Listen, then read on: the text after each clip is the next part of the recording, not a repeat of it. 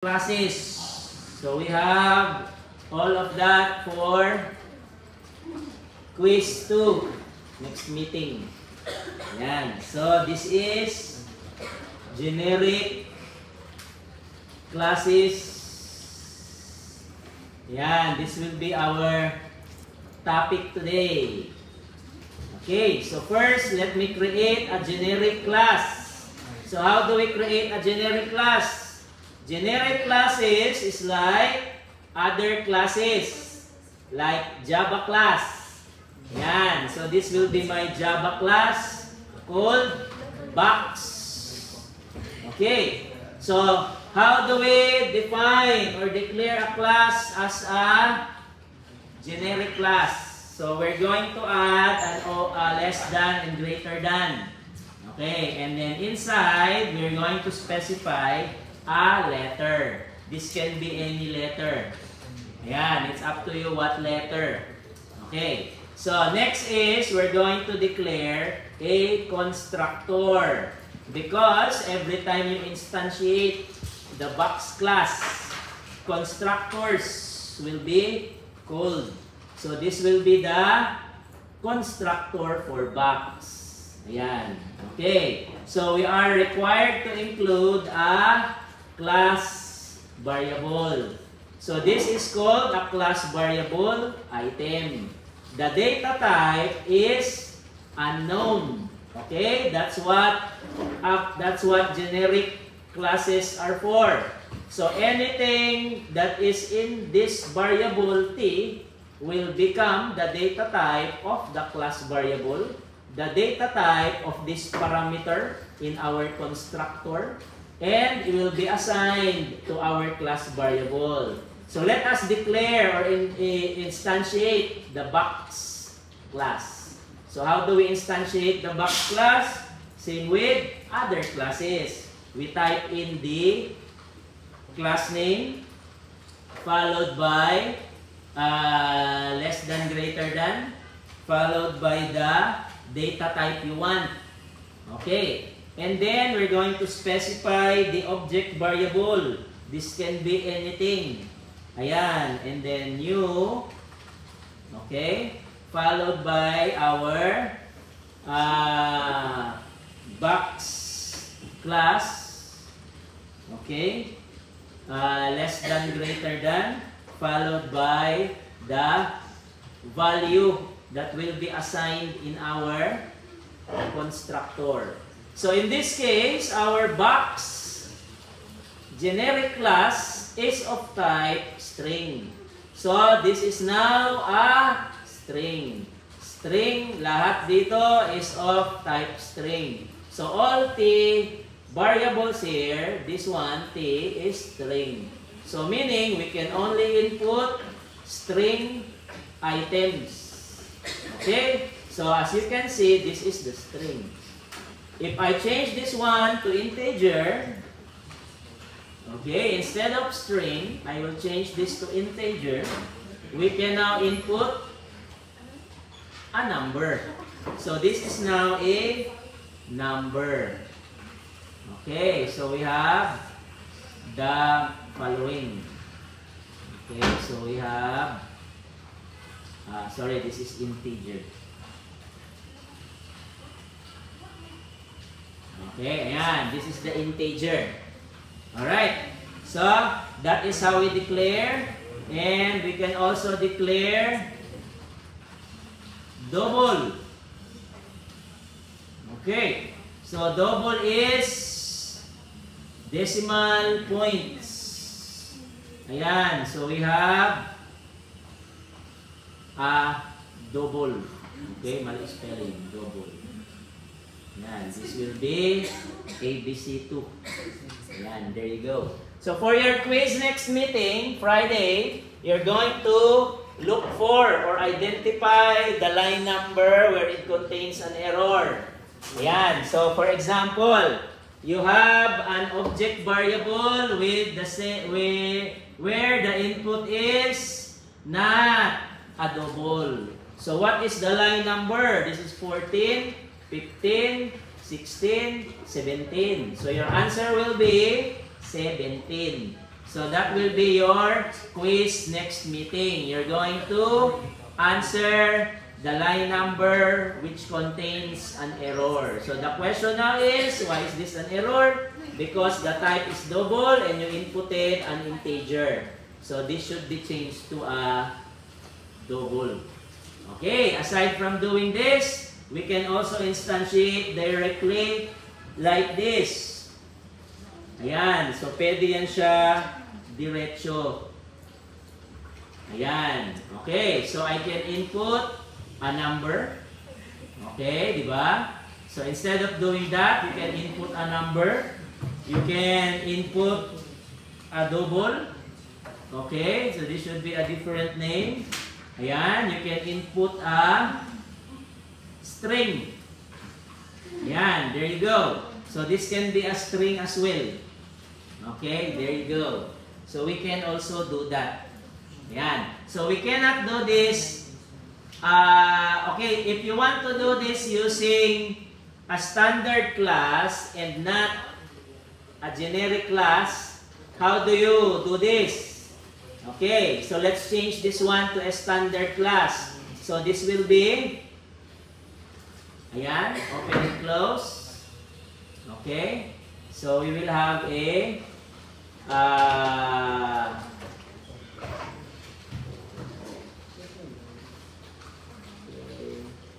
so this is our class.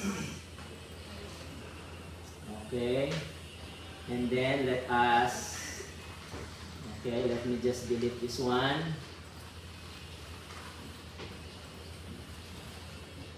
Okay, so I will now create a new class called box. Okay, so we will have a constructor. Ayan. String.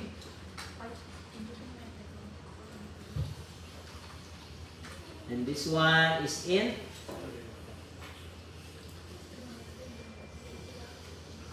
And this one is double. Okay, so there you go. Okay, diba? It's the same thing. So we can basically do the same thing using a standard, okay, class. So I need to have the variable.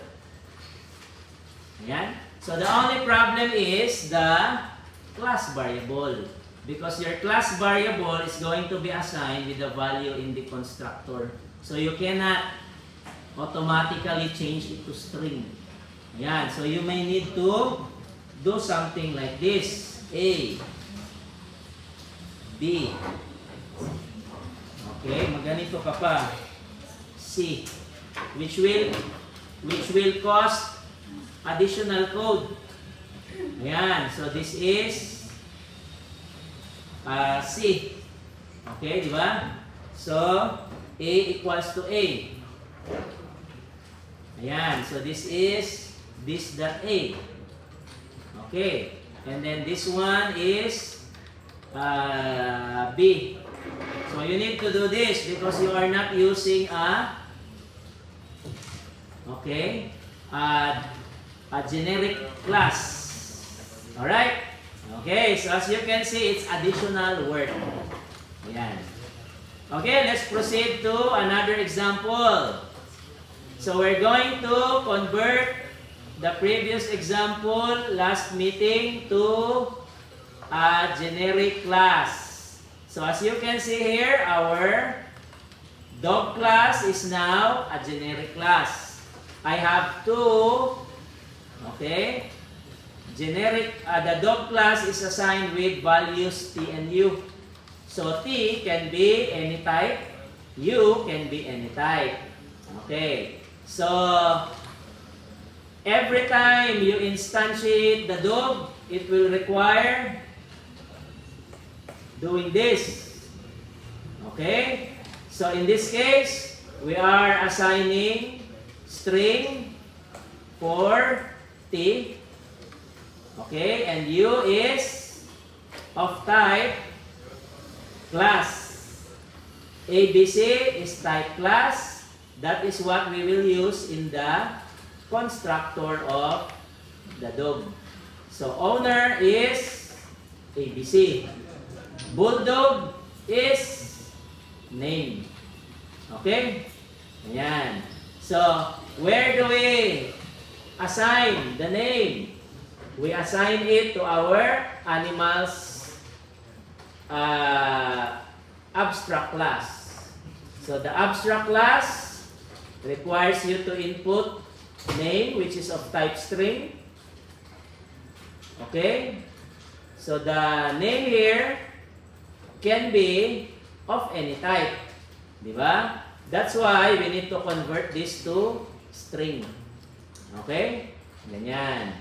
Alright, so next is the owner. Owner is going to be given to the owner class variable, which is of the same type. So it's equal. This is of type owner, and owner is type owner, because U here is of the same type. So U is owner. Ayan. So this is the class owner. Okay? Ayan. So that is for the dog. Next we have a poodle. So poodle is a child of the parent dog. Poodle class is defined as T and U. The dog class, which we define here as having T and U, needs to be declared again. Okay, so the dog class, since it's a generic class, you need to define the T and U as well. So hindi pwedeng wala. Okay? Ayan. So, how do we instantiate poodle? This can be string. Okay, poodle can be integer class, because ABC is a class. So meaning you can assign any type. Double integer. Di ba? The same? Okay, so that is what we can do with poodle now. Similar sa dog. Dog is, okay, as you can see, pwedeng number. Okay, pwedeng number yan. Ayan, no error. Pwede rin siyang number string. Okay, number string.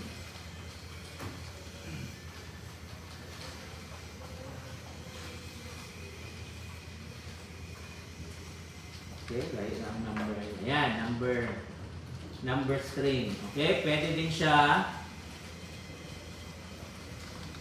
type class. Okay, pwede din siya ABC. Ayan. Okay, so that is what we can do with generic class. Alright, questions? Okay, so for your quiz next meeting, you just have to answer the line number if that is the error in the code. So you will expect a lot of classes, because for your quiz 2, the coverage will be inheritance. Okay, that's the purpose of extends. Okay, implements, that's the purpose of interface. Ayan, we also have record. Okay, ito record. Ayan, abstract classes. Okay, and our topic today, ayan, generic classes. Okay, ganyan. So that will be your coverage sa quiz and exam. So kasama na yan sa exam, ha. Ganyan. Okay, questions, clarifications. So oh yes, question. Kung unused, sir, yung parang method or variable, is that an error po, sir? What do you mean unused? Unused po, sir, sa quiz po, for example. Pero makita ko, it's not used in anywhere. Is that an error? Like this one, it's not used. Oh, there's no error here. This one is just a warning. It's just you're using a object variable that is not used. Yan. So if you want to remove the warning, okay, kung ano, if it's bothering you, lagay natin ganyan. Okay, so you're now calling a method. Okay, so ganyan. Okay, so ayan, make sound. Okay, ganyan. So for your quiz, it will not as long as it's not a this is just a warning. It's not a error. Ang error will look like ganyan. Okay, so this is the thing you need to answer and look for, the line 18. So your answer will be just a number. I-type nyo lang 18. Okay, no need to type anything else. So there will be an input box where you need to type 18. Okay, why 18? Because that's the line number where you will supposed to have this error.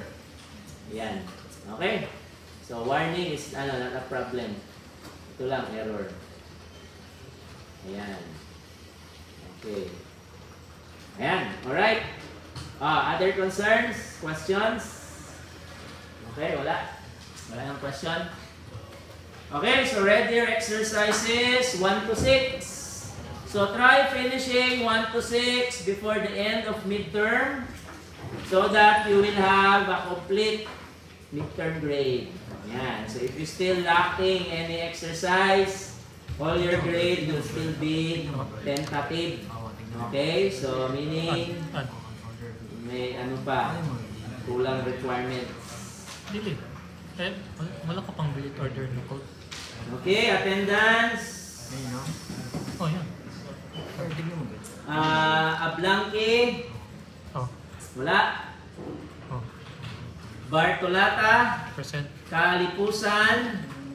Wala. Kalipusan. Dagatan. Diaz. Present, sir. Duque. Heboni. Corilla. Lumantas. Maxi. Munoz. Orquillas. Part. Pastias. Wala. Pedriña. Remis. Wala. Diyan pa Sapris. mga yung konsulog ko.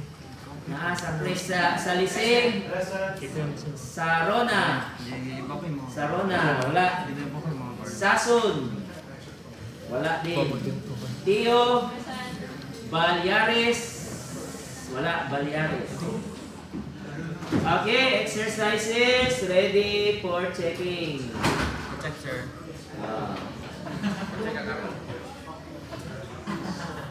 Dire, wala yung magpa-check. Dire sa ta. Ha? Dali.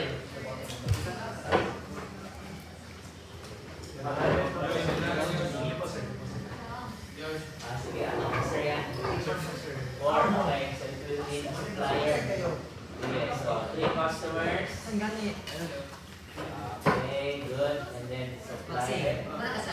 Supplier A. So you will call this supplier A. Supplier B.